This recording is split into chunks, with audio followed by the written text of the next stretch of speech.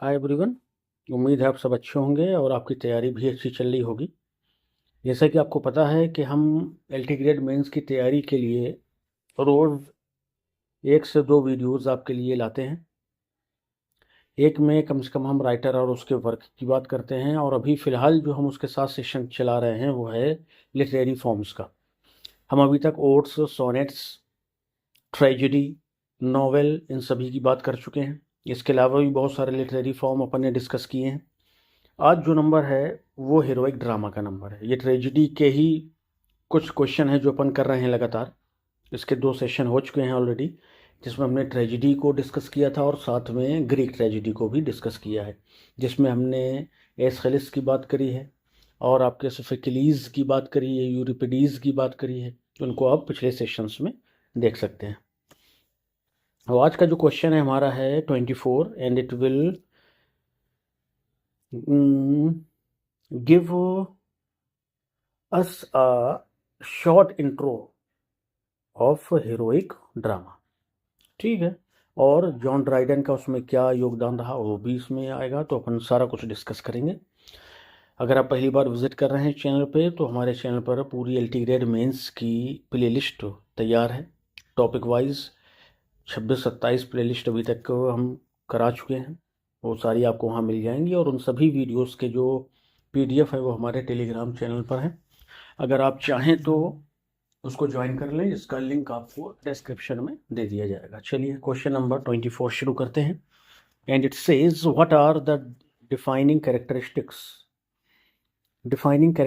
Of heroic drama. Heroic drama के defining characteristics क्या होते हैं, and how did John Dryden contribute to its development, और किस तरह से जॉन ड्राइडन ने इसके डेवलपमेंट में योगदान दिया ड्यूरिंग रेस्टोरेशन इरा।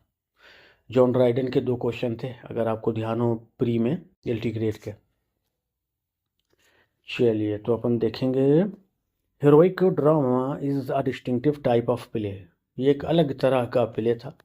ये अलग तरह के प्ले का क्या कहिए, heroic drama is a distinctive type, एक अलग प्रकार का ही प्ले है ये, जो कि हीरोइक ड्रामा कहलाता है।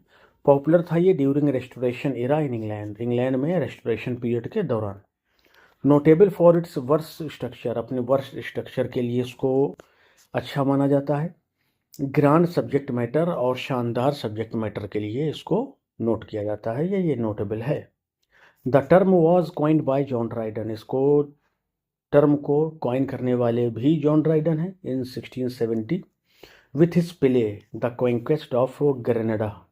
अपने प्ले कॉन्क्वेस्ट ऑफ ग्रेनेडा के साथ में इन्होंने इस टर्म को कॉइन किया था।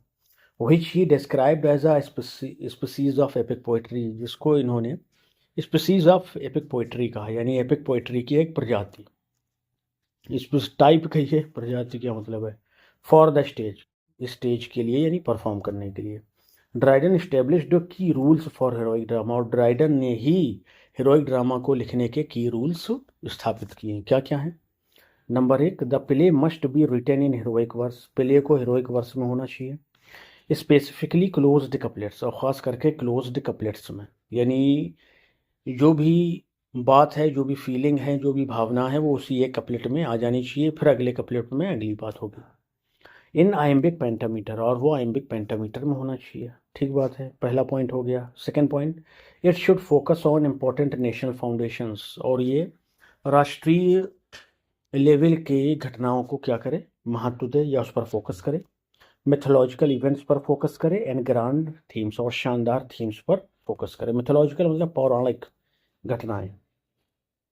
नंबर 3 क्या है, द हीरो, जो हीरो रहे, मस्ट बी अ पावरफुल, एक शक्तिशाली डिसाइसिव फिगर, फैसले लेने वाला व्यक्ति होना चाहिए। मच लाइक अकिलीस, अकिलीस की तरह। हु डोमिनेट्स द एक्शन, जो उस ड्रामा के पूरे एक्शन को डोमिनेट करे।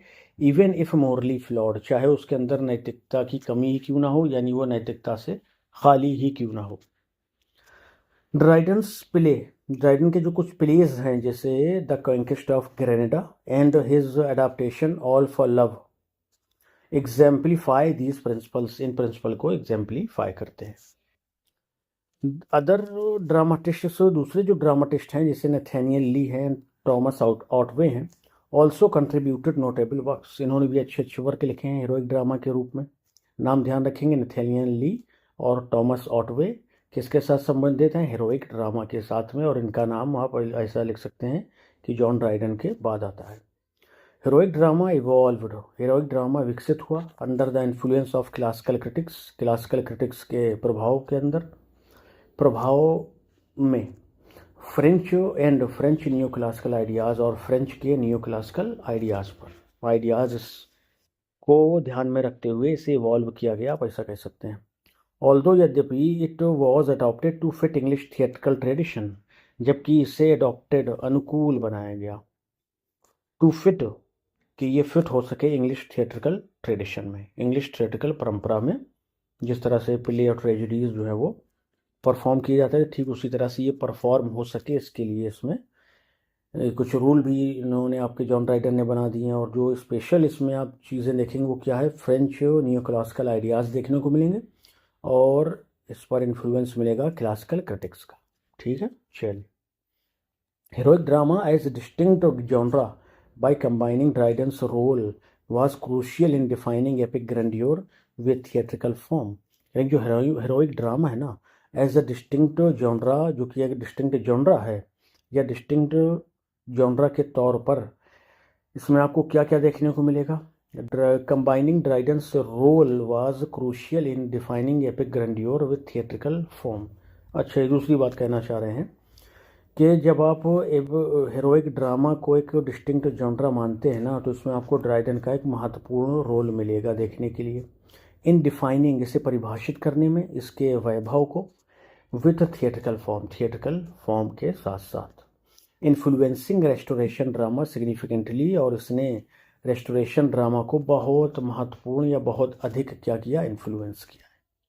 ठीक है, तो ये हो गया हमारा हीरोइक ड्रामा, जिसमें किसका किसका नाम हमने लिया, सबसे पहले तो जॉन ड्राइडन आ गए अपने, ठीक है, और उसके बाद में नाम आ गया नथेनियल ली के बाद थॉमस ऑटवे। ठीक है, ये तीन नाम आपको ध्यान में रखना। नेक्स्ट है, explain the concept of domestic tragedy in English drama. English drama में डोमेस्टिक ट्रेजिडी के कॉन्सेप्ट को एक्सप्लेन करिए, हाईलाइटिंग इट्स मेन फीचर्स, इसके मेन फीचर्स को हाईलाइट करते हुए, हिस्टोरिकल डेवलपमेंट को हाईलाइट करते हुए, नोटेबल एग्जाम्पल के साथ में।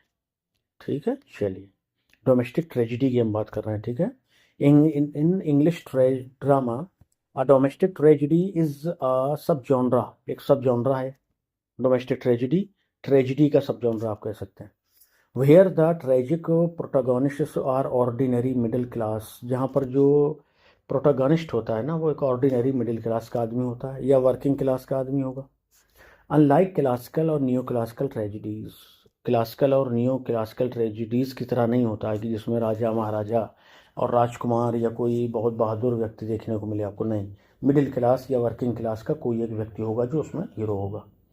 विच फीचर रॉयल्टी और एरिस्टोक्रेसी, विच फीचर यानी जो ट्रेजिडीज़ थी क्लासिकल और न्यू क्लासिकल, ये फीचर क्या करती थी, रॉयल्टी को यानी राजसी ठाट बाट को, और एरिस्टोक्रेसी और अमीर वर्ग को। ठीक है, the focus is on personal downfall. In जो डोमेस्टिक ट्रेजिडी होती है इसमें जो फोकस होता है किस में होता है, आपका पर्सनल डाउनफॉल में होता है। ये आप उसमें क्लासिकल ट्रेजिडी में भी यही देखते हैं ना। Then affairs of state, state के अफेयर के बजाय, यानी जैसे मान लीजिए स्टेट ऑफ अफेयर दिखाए जाते हैं, अफेयर्स ऑफ स्टेट दिखाए जाते हैं आपकी क्लासिकल ट्रेजिडीज़ में और न्यू क्लासिकल ट्रेजिडीज़ में, लेकिन जो आपकी डोमेस्टिक ट्रेजिडी होगी उसमें किसी एक इंडिविजुअल के पतन को दिखाया जाएगा, और कई बार आप क्लासिकल ट्रेजिडीज़ में भी इंडिविजुअल के पतन को भी देखते हैं।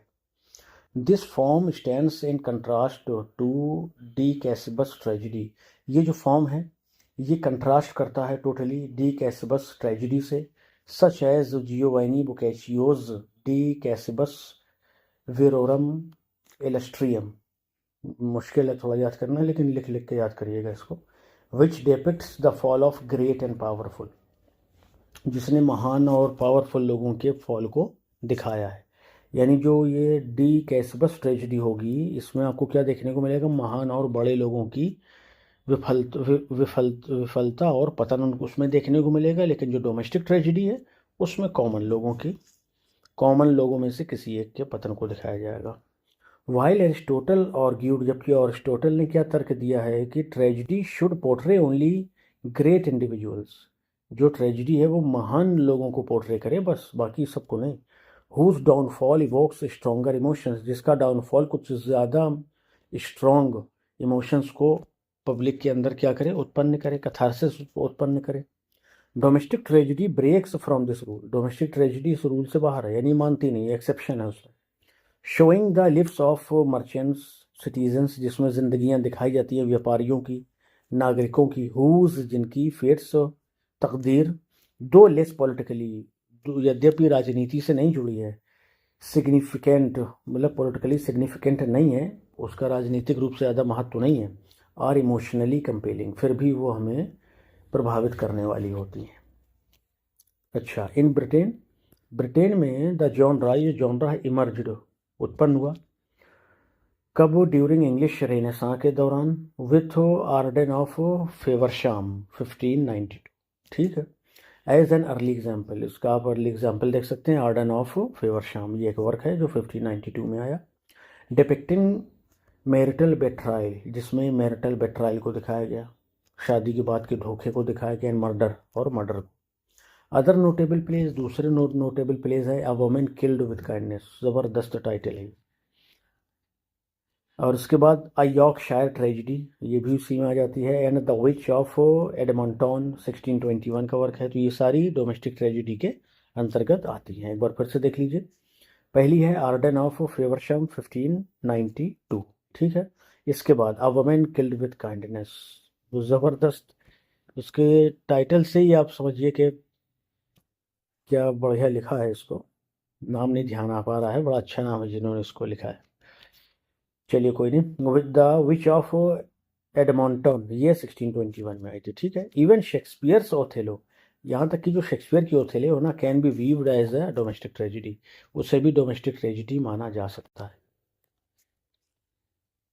अच्छा, ऑल्दो, यद्यपि इट डिक्लाइंड ड्यूरिंग रेस्टोरेशन, ये रेस्टोरेशन के दौरान इसका डिक्लाइन हुआ, due to new classical dominance की वजह से। The genre revived in 18th century, फिर ये जॉनरा दोबारा 18वीं शताब्दी में रिवाइव हुआ, पुनर्जीवित किया गया इसको, यानी इसको फिर से लिखना शुरू किया गया, थ्रो जॉर्ज लीलो के द्वारा एंड सर रिचर्ड स्टील के द्वारा। emphasizing the emotional resonance of ordinary lives, emphasizing, जोर देते हुए, the emotional resonance, एक भावात्मक परिणाम को, of ordinary lives, साधारण लोगों की जिंदगी की, ठीक है। तो ये हो गई आपकी डोमेस्टिक ट्रेजिडी, जिसमें कोई क्लासिकल रूल फॉलो नहीं किया जाता है, जिसमें किसी राजा महाराजा को या अमीर व्यक्ति को, सामंत को, नाइट को आपका हीरो नहीं दिखाया जाता है, हीरो साधारण व्यक्ति होगा, उसी के पतन की बात की जाती है, ठीक है। इसकी शुरुआत कब हुई थी, रेनेसां से शुरुआत हुई थी इसकी, फिर ये रेस्टोरेशन पीरियड में आपका नियो क्लासिकल इन्फ्लुएंस की वजह से डाउन हो गया, और फिर 18वीं शताब्दी में ये फिर से उठ खड़ा हुआ जॉनरा, जिसको हम डोमेस्टिक ट्रेजिडी के नाम से जानते हैं। और जो डोमेस्टिक ट्रेजिडी है ये ड्रामा का सब जॉनरा या ट्रेजिडी का सब जॉनरा कहलाता है, ठीक है। चलिए, ये हो गए 2 क्वेश्चन आपके, उम्मीद है सेशन आपको अच्छा लगा होगा। अगला सेशन हम शुरू करेंगे क्वेश्चन नंबर 26 से, जिसमें बात करेंगे origin and development and characteristics of bourgeois tragedy की, ठीक है। चलिए, मिलते हैं नेक्स्ट सेशन में, till then bye bye, thank you.